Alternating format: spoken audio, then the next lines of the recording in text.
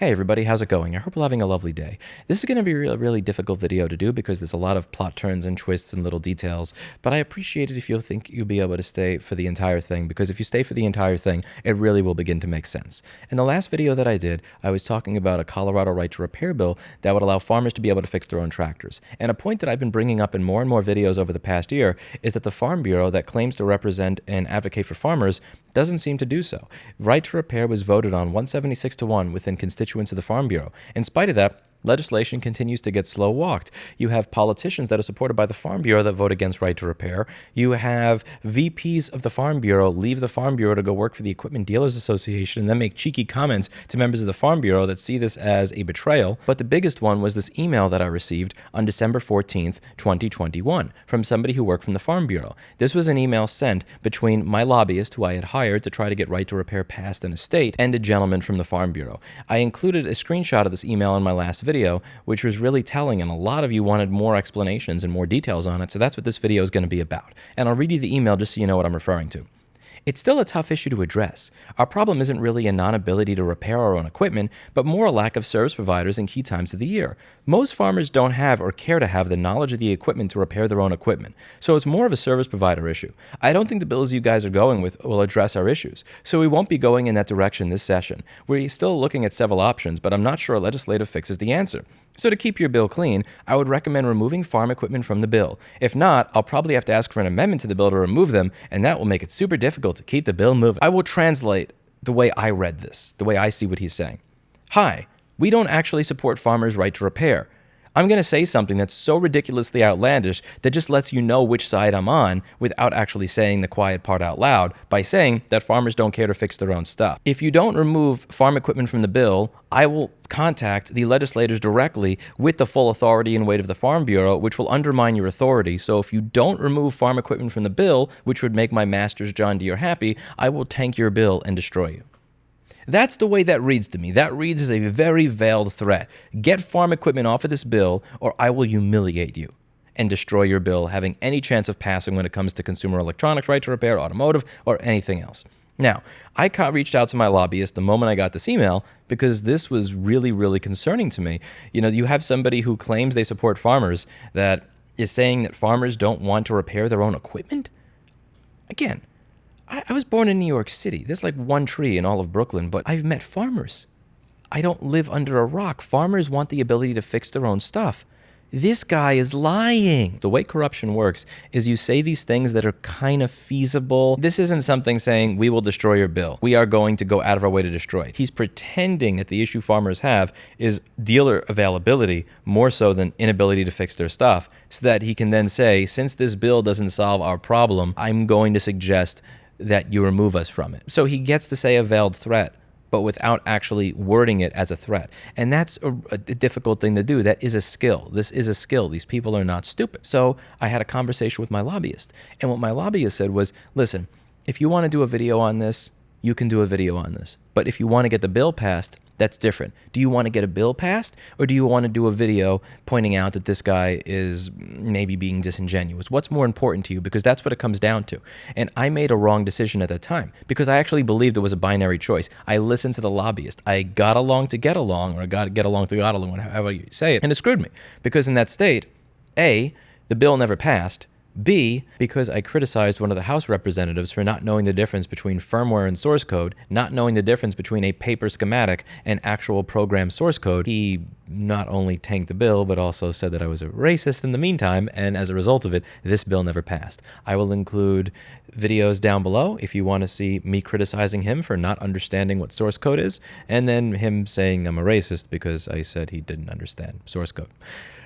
Anyway, this bill never passed. This bill had no chance of passing. So the right thing for me to do would have been to go out there and actually reveal this email December 14th, 2021. That's a screw up on my point, and I got to apologize to all of you because you're the people who are actually funding all of what it is that I'm doing at this point when it comes to right to repair lobbying. I screwed up, and I did you all a disservice there. This video will have costs for me politically, socially, financially and reputationally. It's going to be more difficult for me to seem like somebody who plays well with others when it comes to lobbying and working with different legislators. It is going to be a little bit more difficult when it comes to raising financing for what it is that I'm doing. And most certainly, you're going to have people out there that try to slander my reputation as a result of doing what you're not supposed to do. But I don't think that you guys gave me this money because you thought that I was the best lobbyist in the country. I think you gave me the money because you trusted that I would show what was going on within the system and do the right thing. And that's what I've been trying to do for the past year. And while I have failed in the instance of this email from December 14th, I would like to try to make amends and make that right with this video. So let's dig into it. I believe that the real reason that my lobbyist for Repair Preservation Group Action Fund that was fighting for right to repair did not want me to reveal these private communications between him and this gentleman from the Farm Bureau wasn't because that would stop the bill from getting passed. I think in reality it was about harming his reputation. He is going to have to deal with these people again. I'm only hiring him for one session, but he has an entire career ahead of him where he is going to have to deal with the lobbyists that John Deere and Farm Bureau and everybody else hires. He's going to have to deal with these legislators again, these lobbyists again. It's a tightly knit community, and in that tightly knit community, it would look really bad if one of your clients leaked your private communications that you have with another lobbyist. Even if he's full of shit, even if he is lying through his teeth and screwing his constituents, which I genuinely believe the Farm Bureau are, it's probably going to look bad for him. That's going to reflect poorly on him. And while I'm only paying him for that legislative session, he has an entire career to focus on. And that's going to take priority over me exposing corruption in the short term. But I should have exposed that in the short term because I didn't even get a bill passed. Now, against the better counsel of my lobbyist, I decided to have a phone call with the gentleman who had said this because I really wanted him to clarify. And I just wanted, even if I wasn't going to do a video publicly at the time or make the emails public at the time, I wouldn't be able to live with myself if I didn't speak with him and if I didn't record the phone call. So what I'd like to do is I'd like to actually play that recorded phone call and walk you through the recorded phone call so you can have an idea of how this entire process works. Hi, what can I do for you? This is called Farm Bureau. Let me transfer you to my extension. Give me 1 second. Okay, are you able to hear me now? Okay, so I'll keep this short because I don't want to go over into your meeting and waste too much of your time. And I thank you so much for taking my call on short notice. I really appreciate it. Sure. So I have no problem removing the agriculture sections from this bill. I had retained to try and push forward a bill here and also in about 5 or 6 other states at this point in time. My main question was regarding the back and forth that we had when you had said that, sorry, I just wanted to make sure I have this exact thing in front of me. You had said it's more of a service provider issue and that most farmers don't have or care to have the knowledge of the equipment or repair their own equipment. So the main problem that I have here is I'm pretty much a person from New York City that doesn't actually farm. And the appearance of it is going to be that, like, the moment that I start pushing forward a bill in the state, that I'm asking for agriculture to get removed from it. And so it kind of lends the appearance that I'm primarily trying to get only what I care about passed at the expense of. And what makes it difficult is that in certain other states, I believe in Nebraska, they had voted 176-1 in favor of right to repair legislatively. So there's a public perception that the Farm Bureau wants to see right to repair happen legislatively. But if the private communications are saying we don't want to have that happen, but the public communications are, it puts me in a weird spot where people are then going to say that I'm the one that doesn't want this to be there in the bill. Does that make sense? Yeah. So we still support the right to repair, and actually in the process of there possibly being a right to repair farm equipment bill, just specifically. It's in draft form with Delegate Hornberger. Now listen to what he just said. Right there, he said that he is looking at creating a draft of a piece of legislation that will more clearly fix his issue. However, in the email that he had sent me just a month prior, he said, I'm not sure a legislative fix is the answer. I'm not sure a legislative fix is the answer, but don't worry about the fact that I asked to be removed from your bill because I have a bill that I'm drafting? This doesn't make any sense. And we're trying to narrow it's pretty close to where we need to be. It's just the language is just a notch too vague. I think John Deere can get around way the language is. Our problem is that unlike Verizon and Dell and some of these other companies, the equipment dealers or the equipment manufacturers have, if I was playing football, they've taken us all the way to the 5-yard line, and we literally got everything we possibly could need except for one little small piece that's maybe 2 to 5% of the time that we might need for a repair as of right now. Now, as technology continues to advance and we get to autonomous tractors and all this kind of stuff, everything will be running off a computer. But the problem of it is that we are not given the right to repair or to flash or pair the computer software. And that's where the rubber meets the road for us. So we have gotten the diagnostic tools. We've gotten the ability to diagnose what's wrong with our tractor. We've gotten the ability to order our own parts. We've gotten the ability to put those parts in. But the only part we are left with is if that repair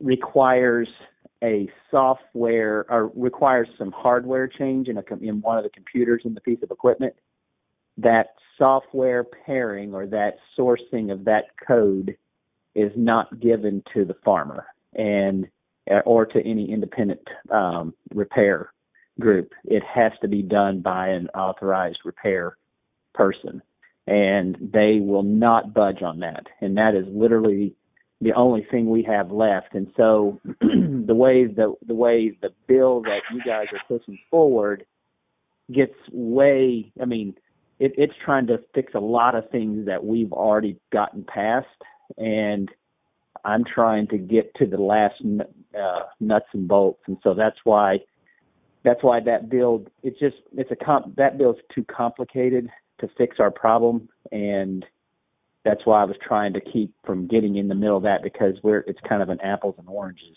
issue, if you know what I'm saying. It sounds like what he's saying is not that he's against right to repair, like what he was saying in his original email.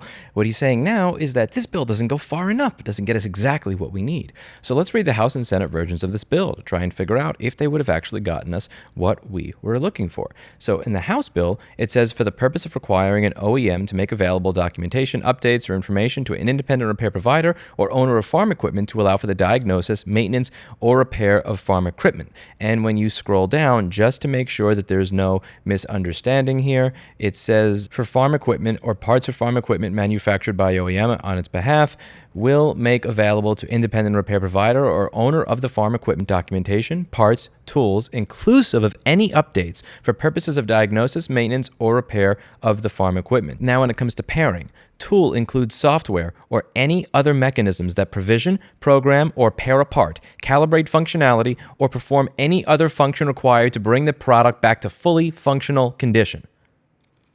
There is absolutely no ambiguity there in exactly what that means. This whole business of I fixed my tractor, but it won't work until the dealer comes by to plug his laptop into the tractor is solved with this bill. If we look at the Senate draft of this bill, tool includes software or other mechanisms that provision, program, pair apart, calibrate functionality, or perform any other function required to bring the product back to fully functional condition.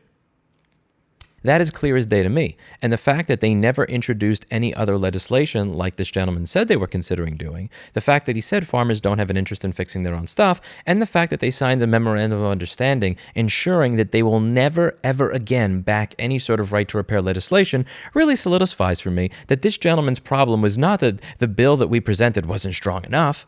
It gave the farmers exactly what they wanted, and that might just be why you were against it to begin with. Okay, so just because I want to make sure I don't get anything confused. So the way that bill was written, that bill would have not gotten you access to the ability to reprogram the tractor after a repair so that it would accept newly paired parts. It was going to get us. It was going to require through law things that we've already gotten, and it wasn't. And we're not believing that bill will get us the pairing ability. We believe that that's going to get caught up in some legalese in the way that bill's. So you would want a bill not defined enough. So you would want a bill that ensures 100% that you get access to the pairing abilities that you're looking for. Yeah, whether it's broke, because see, all of ours is broken down in farm equipment. It's the software is tied to the serial number. So if I were to get, it's kind of like a key. So if I got a key, this key only works for my car. It doesn't work for your, even though you have the same car, it won't work for your car. So the code is tied directly to that piece of equipment, which we believe is the fail-safe on preventing hacking and tampering with the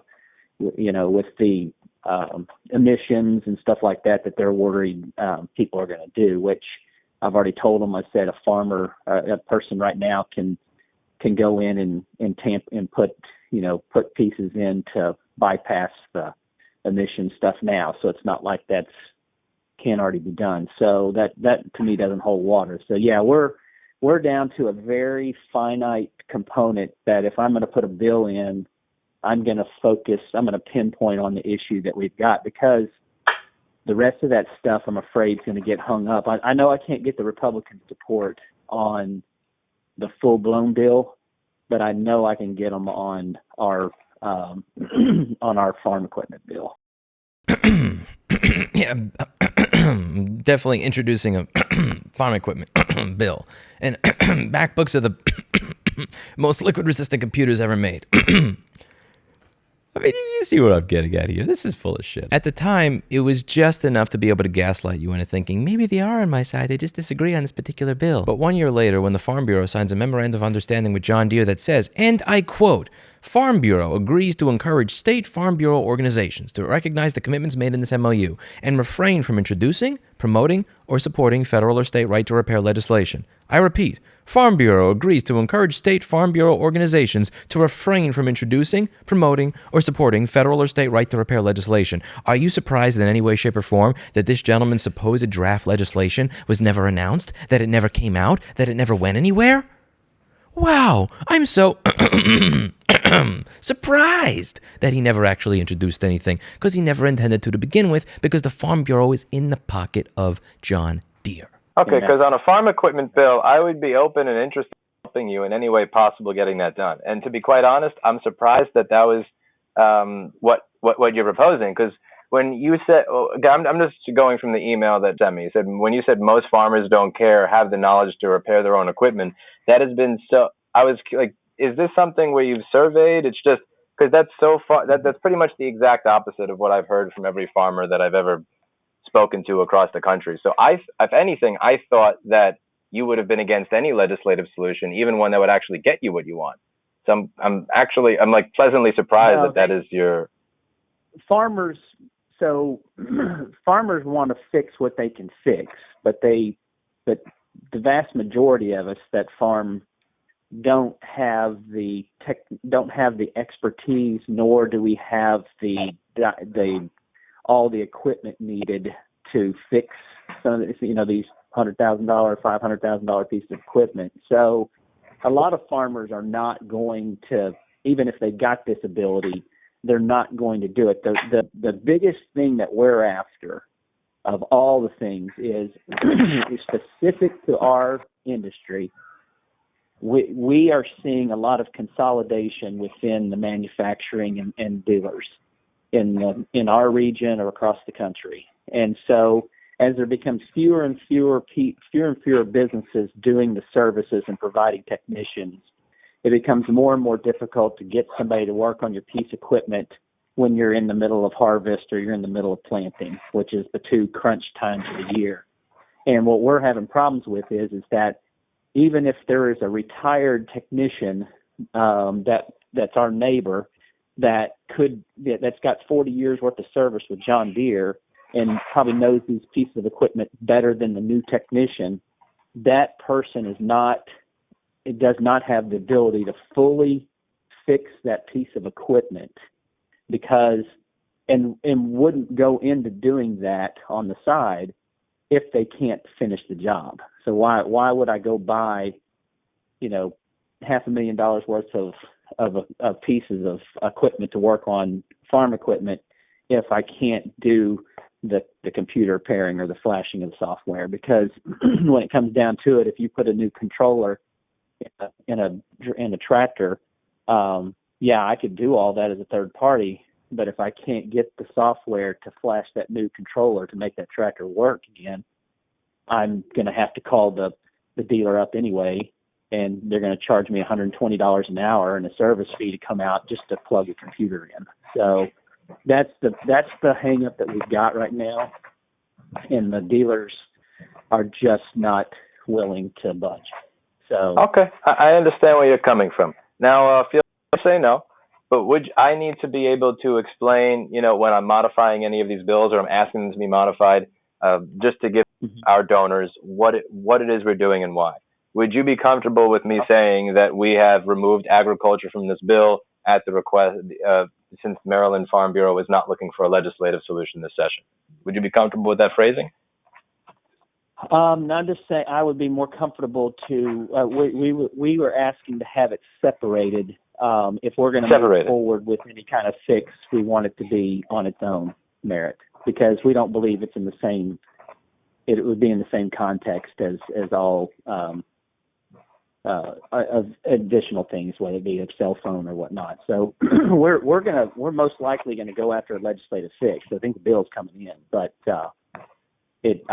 I would rather it be talking about farm equipment and not be a kitchen sink bill. Yeah, so you want it to be something where it's not just it's tossed in there, but it covers your specific issues and your specific cases with specific. Okay, I understand.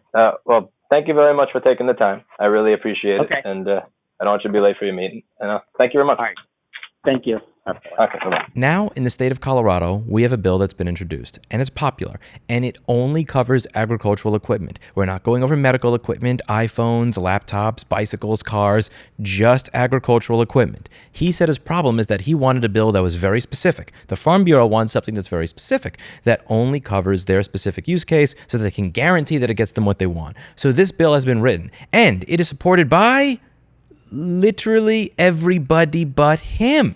When you take a look at the people that are supporting this particular bill, you essentially have everybody but him. You have the Colorado Department of Agriculture, Rocky Mountain Farmers Union, corn growers, wheat growers, wool producers, fruit and vegetable producers, the cattlemen, and the National Federation of Independent Businesses. Literally every single group that has even 6 degrees of separation to do with farmers is supporting this legislation, but the Farm Bureau. So is it that A, he really wanted a bill that only supported his specific use case, or B, he was full of shit the entire fucking time? My guess is that it's B. But you tell me if you think I'm being melodramatic here. Let me know what you think in the comments down below. In my opinion, the Farm Bureau has been screwing their constituents over for a very, very long period of time, and I am very surprised that they have been able to get away with it for as long as they have. But this is the way corruption works. The way corruption works is you say things that are kind of plausible, or okay, I can kind of see where you're getting at there, but when you really dig into it, it makes no sense. Instead of just saying hey, kill that bill. Here's the money that I'm just going to slip up your sleeve. That's not how it works. Everybody just thinks it's a dude just slipping money up some dude's sleeve and him making it obvious. They don't make it obvious. And it is very, very difficult, because the people that are the most corrupt, the people that are doing the most they can to destroy you, are the very people that are going to pretend that they're helping you. That's politics, and that's lobbying. It's absolutely disgusting, but I'm starting to learn how to play the game. And here's how I learned how to play the game. Don't play the game. I now have a scorched earth policy anytime I see this type of stupid shit. I don't care if it means that 1 or 2 legislators may not like me. I don't care if it means that some lobbyist or some politician may not like me. I don't care if somebody is going to point to me and say, look at this dude in his blue shirt and his weird cat scratch chair. He's unprofessional. I don't care. People can make fun of me as much as they want. They can insult my demeanor. They can insult the way I come off. They can insult my reputation. But at the end of the day, I'm going to promise you all one thing. I am never for the rest of my life going to submit to somebody that says, play the game, because that's how you win, because that's how you lose, that's how you get fucked, and that's how you feel like a bitch at the end of it when you do everything they tell you to do and you still get screwed. Every time something happens like this, my promise and commitment to all of you that donated to Repair Preservation Group Action Fund, and all of you people that decide to just watch my channel because you find this stuff entertaining or interesting, is that every time time I come across something that feels like it's not right, that just gives me a little turn in the pit of my stomach, I'm going to announce it here so that you can all see and so that we can expose it for what it is. Maybe I won't win. And maybe this is not the way to win. Maybe the way to win is to play the game. But I'm at the point where I would rather show everybody how screwed up this game is than actually play the game by their rules and attempt to win. Let me know what you think in the comments down below. That's it for today. And as always, I hope you learned something. I'll see you all in the next video. Bye now.